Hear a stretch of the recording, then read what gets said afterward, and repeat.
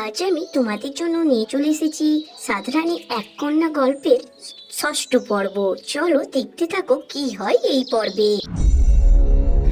আমি চাইলে এখনই সব মরুভূমির মতো শান্ত করে দিতে পারি, কিন্তু আমার অপমানের যোগ্য জবাব কি সেটা হবে মহারাজ?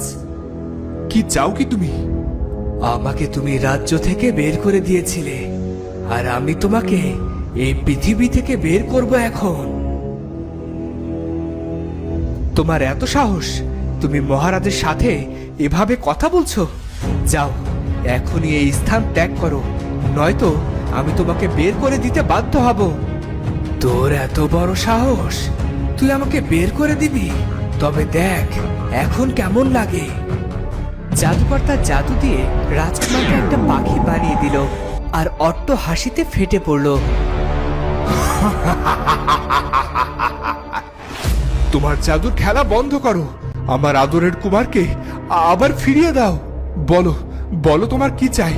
তুমি যা চাইবে আমি তোমাকে তাই দেব। তোমার সাথে আমার কোনো কথা নেই।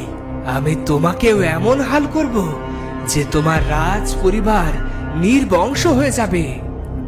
তখন জাদুকর রাজাকে ছোট একটা পুতুল বানিয়ে দিল, আর নিজে হাসতে হাসতে চলে গেল। হায়, আমার আদরের রাজকন্যার এ কি হলো? বিয়ের পরের দিনই সব কিছু শেষ হয়ে গেল। আমার রাজকন্যার কপালে কি এতটুকু সুখও লেখা নেই? মা পরিণীতা, চলো মা, আমরা বরং আমাদের প্রাসাদে ফিরে যাই। ওই ভয়ানক জাদুকরের সঙ্গে লড়াই করা কি আমাদের সাজে? পরিণীতার কাছে সব কেমন যেন অবাস্তব লাগছে। এমন কিছু হতে পারে সে কখনো কল্পনাও করেনি। রানীমা ঠিকই বলেছে বৌরানী, ওনাদের সাথে আপনার ফিরে যাওয়া উচিত। এখানে একা থাকলে আপনি আরো কষ্ট পাবেন। তাছাড়া আপনাকে দেখে রাখার তো কেউই নেই এখানে। কে বলেছে কেউ নেই? আমাকে মন্ত্রণা দেওয়ার জন্য আপনি আছেন। আমার খাস দাসী মল্লিকা আছেন। আজ রাজ্যের বিপদ। মহারাজ আমাকে আজ সকালেই শিখিয়েছেন, ঘর ঠিক না থাকলে রাজ্যও ঠিক থাকবে না। আজ আমাদের বিপদ, তাই বলে আপন মানুষদের ছেড়ে চলে যাব? কিন্তু মা, তুমি একা একটা মেয়ে হয়ে কি করবে? তাছাড়া তুমি তো রাজ্যপটের কিছুই জানো না। রাজ্য দক্ষিণ মহারাজ আর রাজকুমার মিলে সামলাবে বাবা। আমি তো শুধু ওদের আবার আগের রূপে ফিরিয়ে নিয়ে আসব। তুমি চিন্তা করো না পরিণীতা, আমরা সবাই তোমার পাশে আছি। এবার সময় এসেছে তোমার নিজেকে প্রমাণ করার। তুমি কতটা যোগ্য স্ত্রী সেটা প্রমাণ করো পরিণীতা। নিজমা, তুমি তো হিমালয়ের মেয়ে, তুমি কি আমাকে কোনো সাহায্য করতে পারো? চেষ্টা করে দেখতে পারি, তবে তার আগে আমাদের জানতে হবে ওই জাদুকর কপালি কার প্ররোচনায় এমন কাজ করলো। ও কার কথা বলছে, কোথায় যাচ্ছে, সব খবর নিতে হবে। আপনি একদম ভাববেন না রানীমা, আমি এখনই জাদুকরের পিছু নিচ্ছি। আমি জানি জাদুকর রাজ্যের বাইরের জঙ্গলের দিকে থাকে। আমি ছায়ার মতো ওর উপর নজর রাখবো। রাজকুমারের বন্ধু তখন চলল জাদুকরের উপর নজর রাখতে।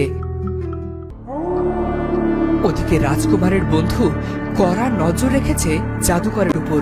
হঠাৎ করে পায়ের শব্দ শোনা গেল। ভণ্ড জাদুকর, তুমি আমার কথার বাইরে চলো কোন সাহসে? আমার উপর কোনো হুকুম চলে না, আমি চলি আমার নিজের ইচ্ছেতে। আবার কি চাই তোমার? তোমাকে কে বলেছিল রাজাকে পুতুল বানিয়ে দিতে? যাও, রাজাকে ঠিক করে দাও। আমি তোমার হুকুমের গোলাম নই যে তুমি যা বলবে আমাকে তাই করতে হবে। তুমি এখনই চলে যাও।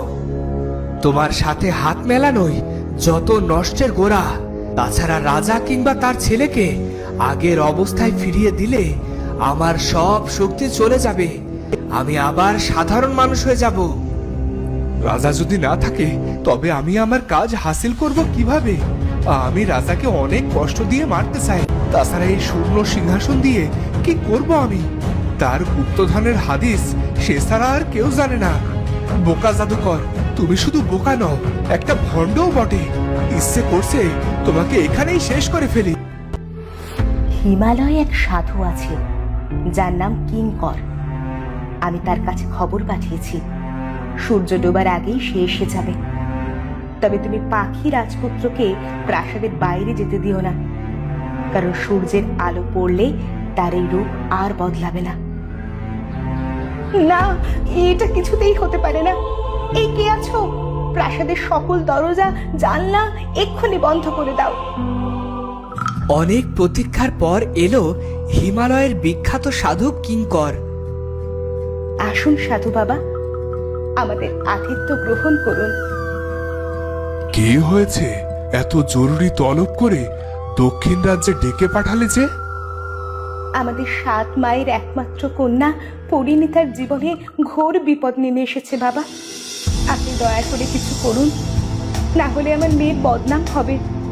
বাবা মা হিসেবে আমরা কলঙ্কিত হব। পরিণীতা মা, তোমাকে কঠিন এক পরীক্ষার মুখোমুখি হতে হবে।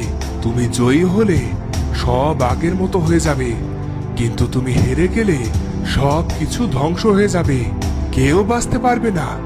তুমি কি রাজি আছো? আমি আমার স্বামী আর এই রাজ্যকে বিপদমুক্ত করতে যে কোনো পরীক্ষা দিতে রাজি আছি সাধু বাবা। আপনি আমার স্বামীকে আর মহারাজকে দয়া করে ঠিক করে দিন।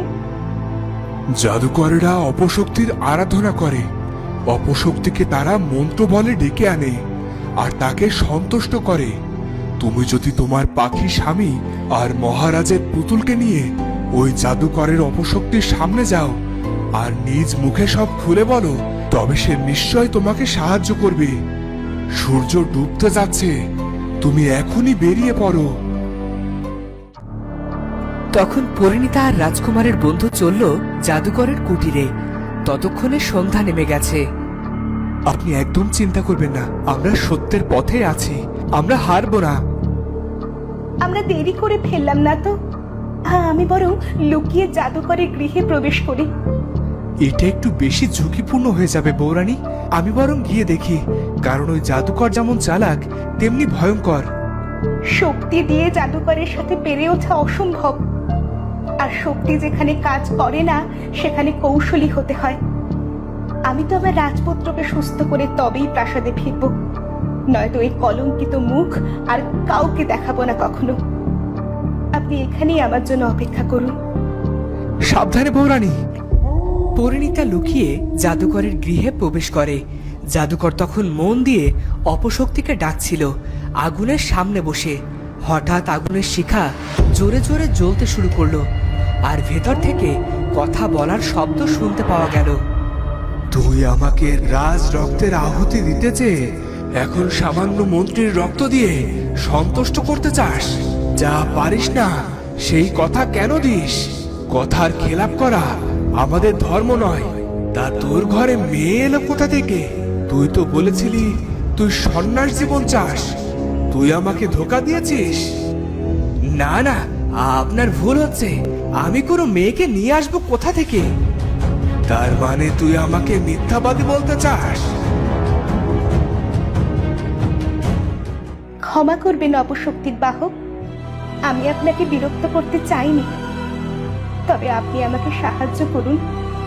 কে তুই? কি হয়েছে তোর?